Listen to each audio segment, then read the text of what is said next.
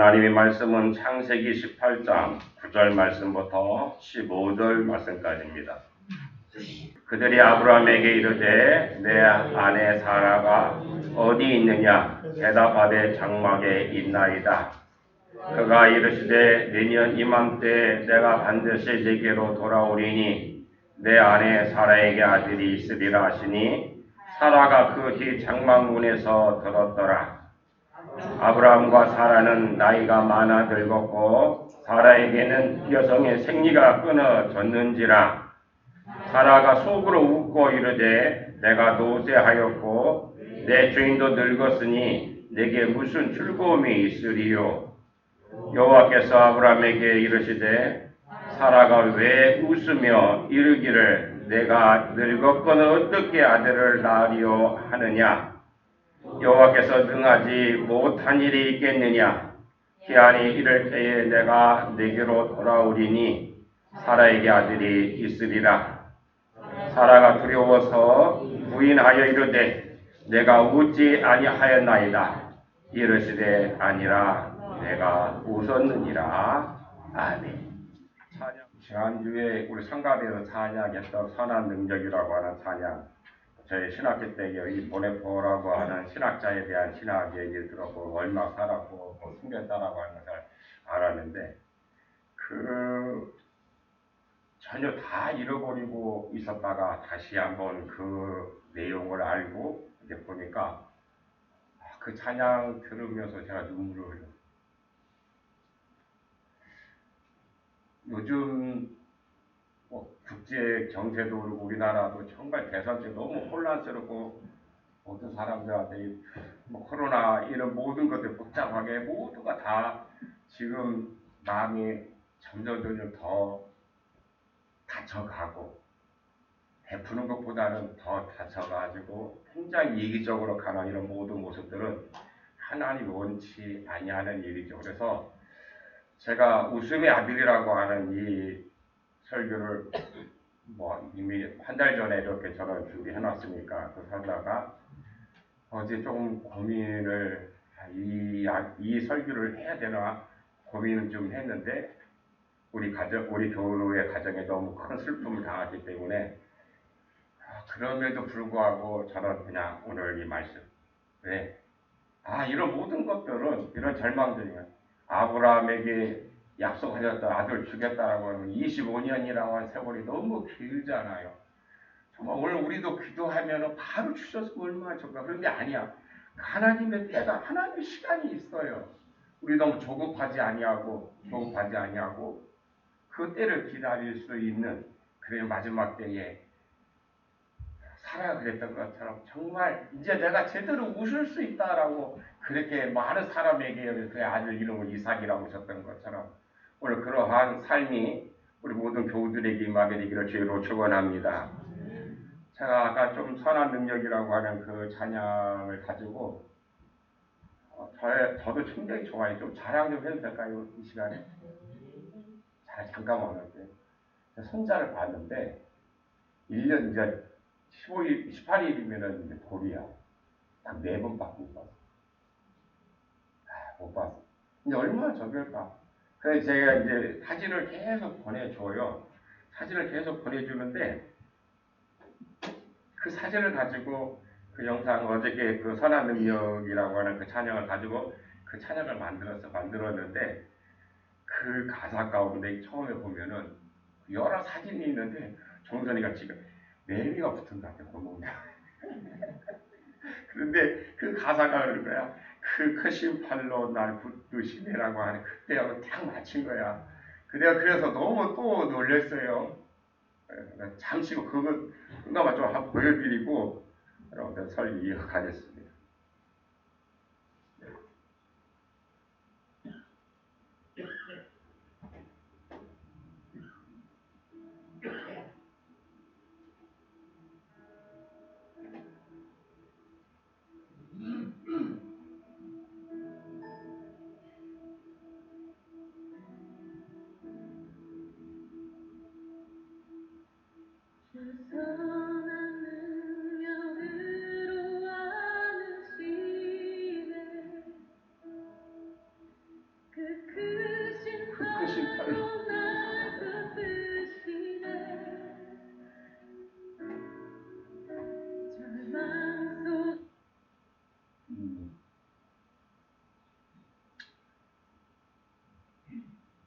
저도 그렇고 오늘 이 자리에 찾아오신 여러분도 주님의 크신 팔로 안아주셔서 의대 이른 줄로 믿습니다. 그 사랑 가운데 살게 되시기를 주여로 축원합니다. 오늘 우리는 복이라고 하는 것.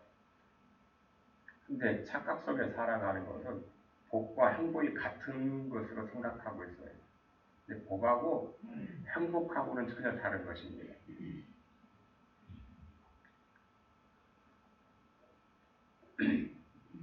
예를 들어서 이런 얘기 하면 맞을지 모르겠는데 정말 요즘에 누구나 다 원하는 그 복권 있잖아요. 로또 복권이라고 하는 그 복권을 당첨됐다고 생각해 봅시다. 그 복이죠.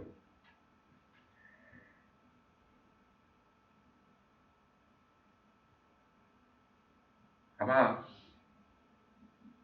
그 사람이 확률적으로 굉장히 높은 확률 가운데 하나를 해서 당첨받았는데 그렇다고 해서 그 사람이 복은 받긴 받았는데 그 사람이 그 당첨이 되었다라고 그 사람이 행복하다라고 말할 수는 없을 거예요. 그러죠? 그 사람이 그 당첨이 됐으니까 다 행복하다. 그건 아니야.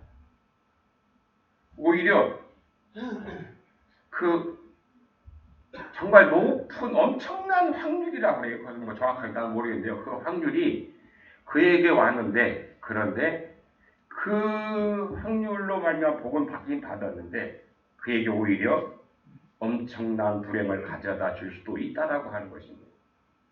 통계학적으로 나와 있죠. 호주 같은 경우에는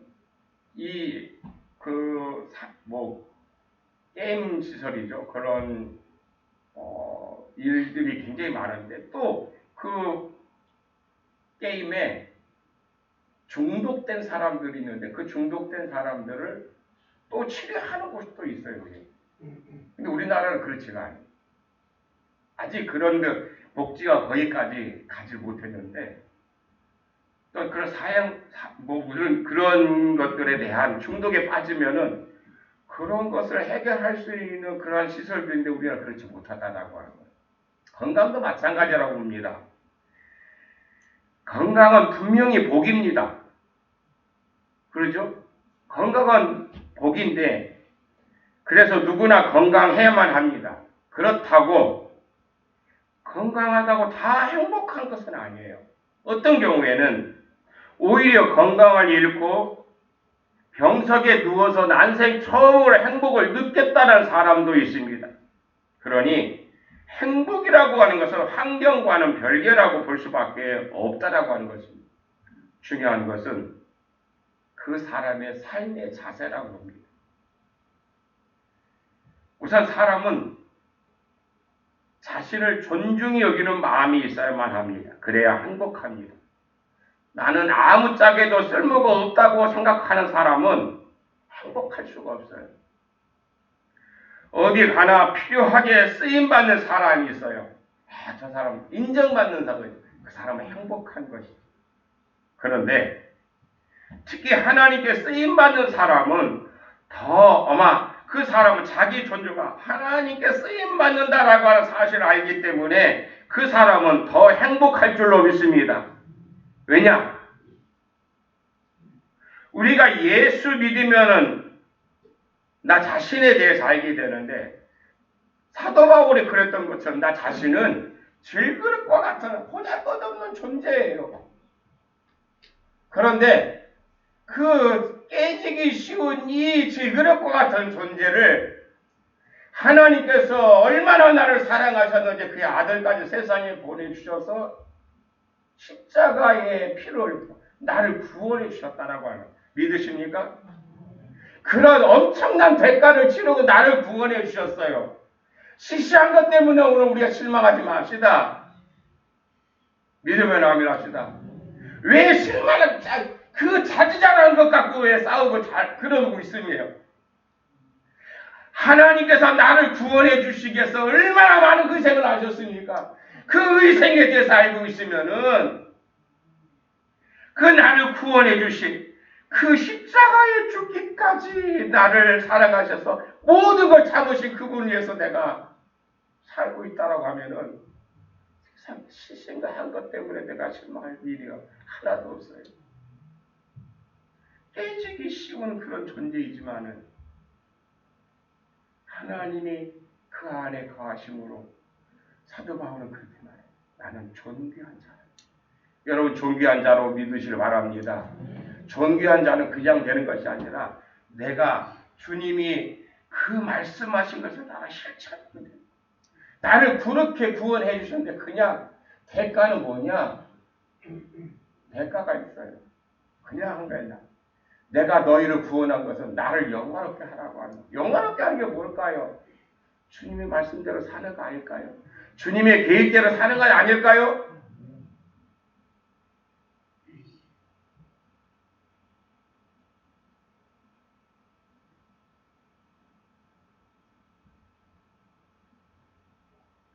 그래서 하나님은 사람은 이웃과 더불어서 행복을 나누게 하셨다라고 하는 겁니다. 혼자 살면은 불행해요. 언젠가도 말씀드렸지만은 나이가 많든 어리든 간에 이 남성과 여성이라고 하는 참 중요한 하나님께서 만들어 주신 건데 그 성이 남자가 홀로 오래 살면은 그 냄새가 나요. 아무리 향수를 뿌리고 한다 할지라도 냄새가 나요. 여성도 마찬가지. 근데 제가 집단 치유의 어느 모임에 들어가서 거기에 큰 홀에 한쪽에 남자 한쪽에 여자 이렇게 자게 만들어요. 나중에 그런 얘기 들었는데 그렇게 그냥 한 홀에다가 남자만 들어 숙소하고 여자만 숙소하고 나면 냄새가 엄청나게 나는데 그래서 고안한 것이 한번 그 굉장히 불편하죠. 남자가 모르는 사람들이 자는데 한쪽 끝으로 자기 했는데 그렇게 하고 나니까 냄새가 나요. 좋아요. 좋아. 사람은 혼자 살 수가 없어요. 하나님께서 남자와 여자를 창조하시고 서로 의지하면서 살게 했어요. 아무리 부자라도 혼자는 행복할 수가 없어요. 이웃들과 더불어서 생활하는 가운데 행복이 주어질 줄로 믿습니다. 인간관계에서 서로 완전해지지는 못하지만 사람은 완전한 사람이 하나도 없어요. 누구도 완벽한 사람이 하나도 없어요.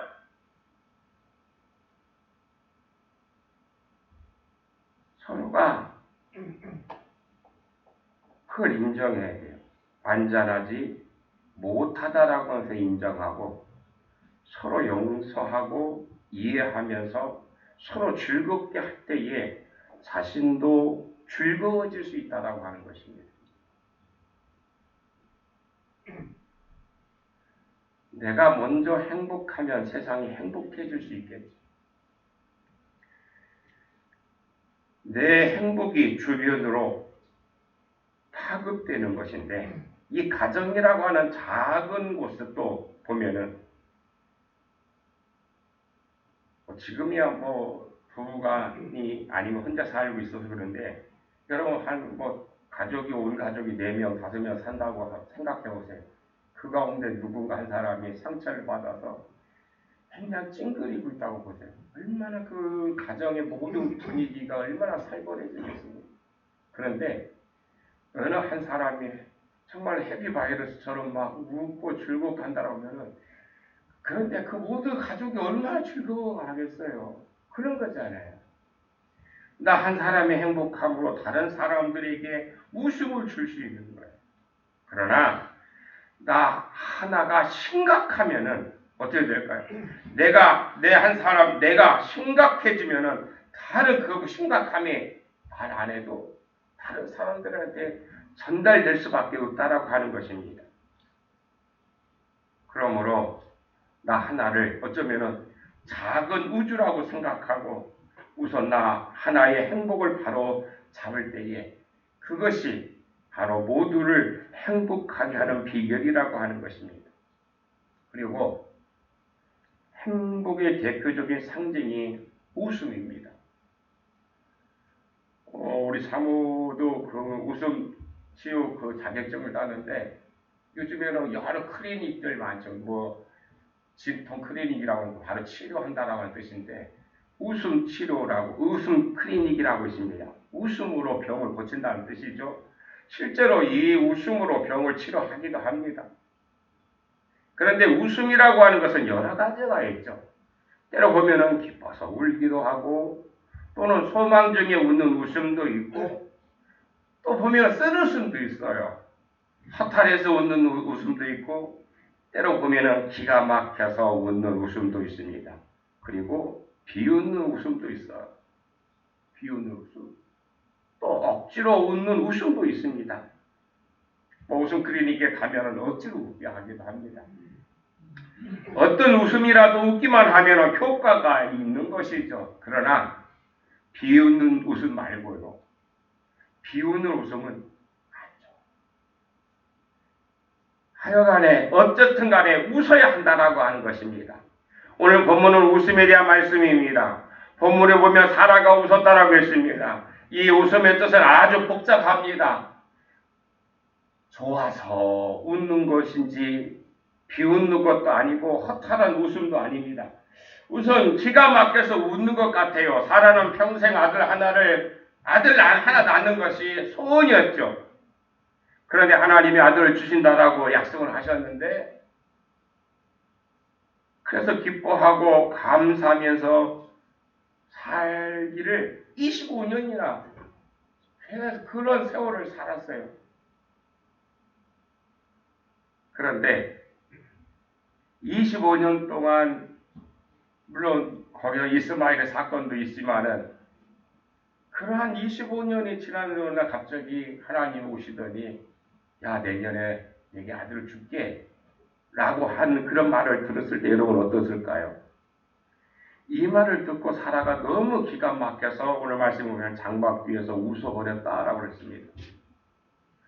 이것은 좋아서 웃는 웃음이 내가 25년 동안 기다렸다가 드디어 됐구나라고 하는 그러한 웃음이 아니었을 것 같아요. 왜? 오늘 성경에 보면은 여성의 생리가 끊겼다라고 했어요. 여러분, 믿음은 기다림입니다. 어떤 약속도 믿으면 기다릴 수가 있죠. 믿음은 막연히 기다리는 것이 아니라 약속이 먼저입니다. 약속이 있고 그 약속에 대한 믿음을 가지면 기다리게 되는 것이죠. 신뢰할 수 없으면 기다릴 수 없는 것이죠.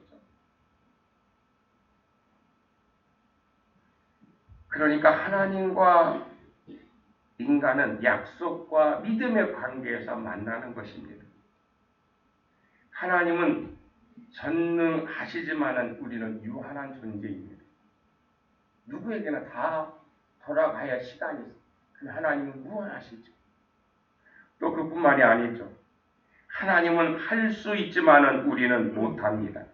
그런 능력이 하나님이 아들을 주시겠다라고 믿고 기다리라고 하는 것입니다. 그 약속을 믿고 기다리는 것이 믿음인 줄로 믿습니다. 그런데 이런 약속이 사라에게 주셨던 그 약속들이 이 성경에 보면 수없이 많이 있다라고 하는 것이죠. 그러면 그 약속이 내 삶 속에 이루어지기 위해서라고 하면은 우리가 세상 것을 보면서 비교할 것이 아니라 주님을 바라보면서 해결이 될 줄로 믿습니다.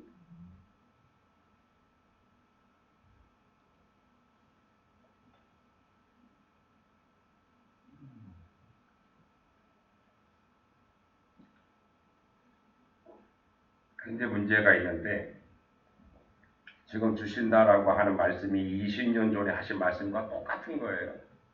25년 전에도 사라에게 아들을 주시겠다라고 했는데 또 지금 25년 후에 주겠다라고 그런 말씀을 하셨습니다. 그때 차라리 25년 후에 내가 25년 후에 주겠다라고 얘기했으면 아마 그런 25년 세월을 좀 길긴 하지만 기다릴 수 있었을 것 같아요. 그런데 그때는 기한이 없어요. 기한이 없이 그냥 주신다라고만 하셨어요. 언제라고 하는 기한이 없지만은 아버지가 준다라고 했기 때문에 아브라함과 사라는 믿음으로 말미암아 25년을 기다렸습니다. 25년 세월이 지나고 나서 아마 아브라함도 그렇고 사라도 그렇고 그 중간에 보면 있었던 일들을 보면은 참 여러 가지 있었죠. 그 인간적인 방법도 쓰긴 했는데 성경에는 정말로 25년이 지난 이후에 세상적인 방법으로는 도대체 할 수 없는 그런 일이죠. 분명하게 사라의 경수가 끝났다라고 했습니다. 노골적으로 얘기하면 이게 이제는 세상적으로 보면은 아주 아이를 낳을 수 없는 여성의 몸이 되었다라고 하는 것입니다. 몸이 살아있지만은 생리적으로 이미 죽은 것과 다름없습니다. 이제는 생산할 능력이 없어요. 아이를 낳을 수가 없어요. 그런데 다시 내년에 주신다고 하니까 기가 막힌 것이죠. 여러분 생각해보세요. 우리가 이치를 생각할 때 이게 세상 논리적으로 보면은 이제 여성의 몸으로 아이를 낳을 수 없는 그런 경우가 됐는데 하나님 주신다고 했으니 얼마나 기가 막혔을까요?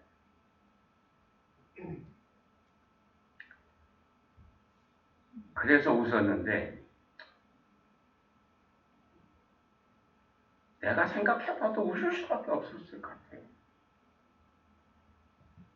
본인이 늙었다라고 하는 것을 알고 그렇죠. 자기 자신을 아는 거죠. 그래서 어찌 낙이 있으리오라고 그렇게 이야기합니다. 자기 남편은 100세이고 자기는 90세가 되는 어쩌면 고목나무와도 같은데 이제 다 끝났다라고 생각했는데 하나님이 나를 너무 모른다라고 하면서 그러잖아요. 하나님 나를 너무 몰라요. 나는 이제 알 수 없어요. 라고 그런 거죠. 그러니 그렇게 하면서 무슨 낙이 있겠어요? 라고 하면서 그런 고백을 한 것 같아요. 이게 사라의 본심이에요.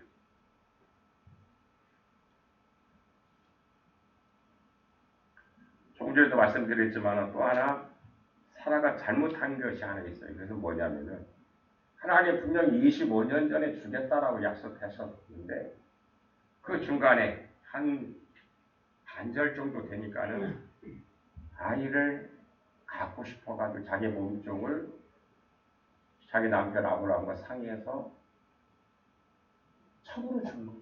그리고 아들을 낳았어요. 그 아이가 지금 14살이 됐어. 14살이 됐으니 이것은 하나님의 그런 방법 아니야. 하나님이 그렇게 말씀하시지 않았잖아요. 그러니 인간적으로 생각하면서 그런 방법을 써서 아들을 낳지만 떳떳하지 못한 거예요. 그러니 하나님이 지금 25년 후에 와서 내가 내게 아들을 주겠다라고 하니 얼마나 그게 떳떳하게 그게 될 것 같아요. 내가 떳떳하지 못한 게 어떻게 그 말씀을 받을 수 있겠냐는 얘기예요. 아마 그래서 사라는 웃었을지도 모르겠어요. 너무너무 죄송하고 아마 사라가 조금만 더 기다려봤으면 어땠을까라고 할 때는 그 찰나의 순간에도 그런 마음이 있었을지도. 그래서 웃었는데 그런데 본문에 보면은 참 감사한 말씀이 있어요. 우리는 이런 경우에 어떻게 할까요? 오늘 우리는 이런 경우를 얼마든지 수없이 당할 수 있어요. 가정에서도. 그런 일이 있잖아요. 아무것도 아니야. 그런데 그 말이 아와 어가 다르다라고 그 말 한마디를 어떻게 하느냐에 따라서 그 분위기를 바꿀 수 있는 거 아니면 험악하게 만들 수도 있어요. 자, 웃었어.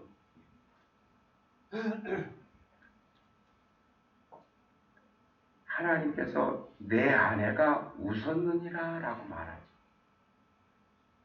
그러니까 사라가 무서워서 엉끌결에 거짓말해. 안 웃었어요. 속으로 웃은 걸 하나님 어떻게 알겠어. 오늘 우리는 그렇게 생각해. 남들이 보지 않으면 모른다라고 생각해. 오늘 말씀에 보면 사라가 속으로 웃었다라고 그랬어요. 아무도 모르죠. 아무도 모르는데 하나님이 그거 알고 너 웃었지? 라고 얘기하니까 사라가 아니요 안 웃었어요 라고 거짓말을 한 거예요. 그런데 여러분 여기서 잘 생각해 보세요.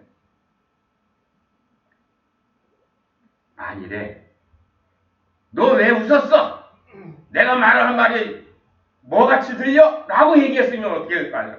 그것은 그렇게 얘기하면서 야 없었던 걸로 하자라고 하면은 아무 일 없는 거야. 이게 될 수 있는 것이 하나도 없어. 오늘 우리는 그런 방법들이 세상에 살아가면서 오늘 우리의 가정에서도 이웃들과의 관계에서도 그런 일들이 수없이 있을 수 있어.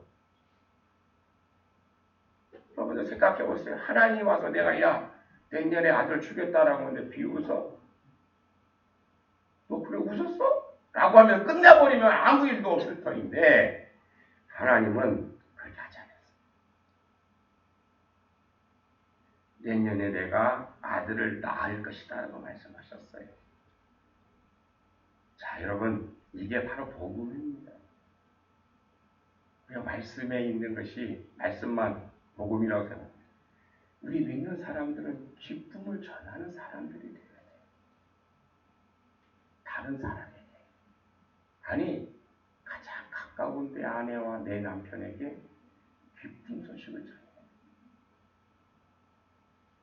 생각해 보세요. 감정 상할 이야기를 전하면은 그 가정 분위기가 좋아지겠어요? 뭐가 복음입니까? 예수 믿음 구원 말고 그것도 복음이죠. 복음이라고 하는 것은 바로 이거잖아요. 분명히 오늘 사라가 하나님의 말씀에 비웃어서 너 비웃었어라고 끝나버리면 아무것도 있었던 오늘 이 말씀에 존재할 수가 없어요. 그런데 하나님은 예수 믿는 사람들은 세상에 희망을 전한 사람인 줄로 믿습니다. 믿음의 아멘 합시다. 좋은말을 전해야 돼. 기쁨의 이야기를 전해야 된다라고 하는 것입니다. 이것이 복음이죠. 하나님은 아마 그랬던 것 같아요. 사라의 나약함을 이해하셨다. 너 그래. 근데 그거 따지지 않았어요. 비웃어. 사라가 웃는 것을 충분히 이해하셨다라고 하는 것입니다. 내가 웃었느니라. 웃을 수밖에 없겠구나. 우리는 종종 실수를 합니다. 때로 보면 신앙적이지 못한 그런 행동도 해요. 복받을 자격이 없는 행동도 합니다. 그러나 하나님의 약속은 변함이 없어지는 줄로 믿습니다. 하나님의 약속은 변함이 없는 줄로 믿습니다. 하나님의 약속은 변함이 없어요. 변함이 있는 건 우리의 생각이 우리의 마음이야.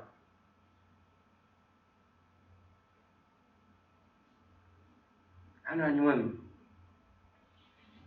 어쩌면은 일방적으로 약속을 지키셨죠.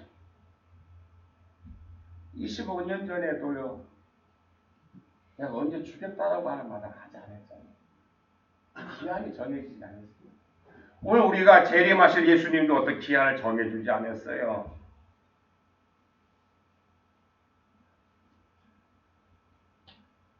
그럼에도 불구하고 크게 벗어나지 아니했던 하나님이 세우셨던 아브라함 그를 지키시고 믿음 가운데 살게 하셔서 결국에는 그의 믿음을 성숙하게 하시고 그 시험에 합격한 다음에 믿음의 수상이 되게 하셨던 것을 우리는 성경을 통해서 보게 됩니다.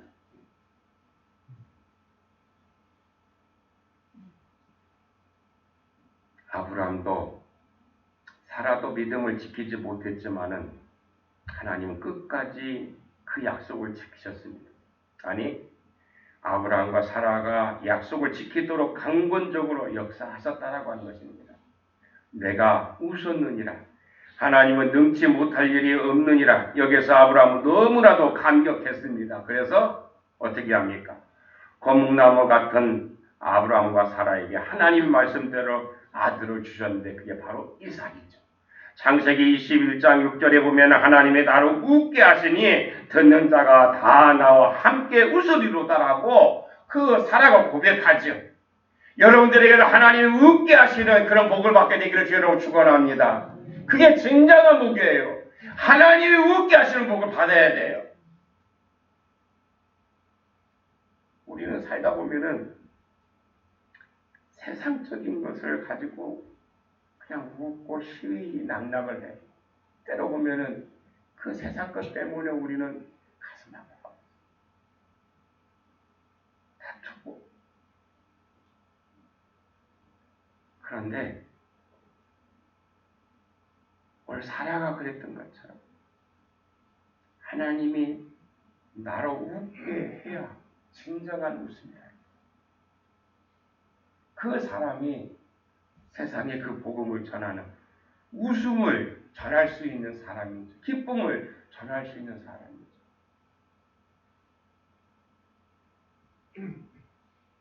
성도 여러분, 웃음은 은혜인 줄로 믿습니다. 웃음은 생명력인 줄로 믿습니다. 내가 웃었느니라. 여러분, 오늘도 하나님의 약속을 믿고 순종하면 영원히 웃게 될 줄로 믿습니다. 내 처지와 상관없이 하나님의 약속은 반드시 이루어질 줄로 믿습니다. 우리는 믿음으로 그 약속을, 그 은혜를 받는 사람들입니다. 그 은혜를 받으면 영원히 웃게 될 줄로 믿습니다. 여러분 모두 믿음으로 말씀에 순종하여 영원히 웃는 인생이 되시길 주님의 이름으로 축원합니다. 기도하시겠습니다. 좋으신 하나님, 오늘 우리로 웃게 하시는 그 은혜를 감사드리옵나이다. 하오나 우리는 때로 사라처럼 세상 방법을 가지고 웃으려고 노력을 합니다. 주여 인도하여 주시옵소서. 이 사라가 그랬던 것처럼 하나님이 나로 웃게 하시니 듣는 자가 다 나와 함께 웃으리라고 하는 이 복음이 오늘 우리의 신앙 삶 속에 나타나게 하여 주옵소서. 오늘도 슬픔을 당하고 괴로워하고 절망 속에 있는 자들에게 주님 성령을 보내주셔서 위로받으며 웃음으로 주 앞에 바로서 하나님께 영광을 돌릴 수 있도록 축복해 주시옵소서. 예수님의 이름으로 기도하옵나이다.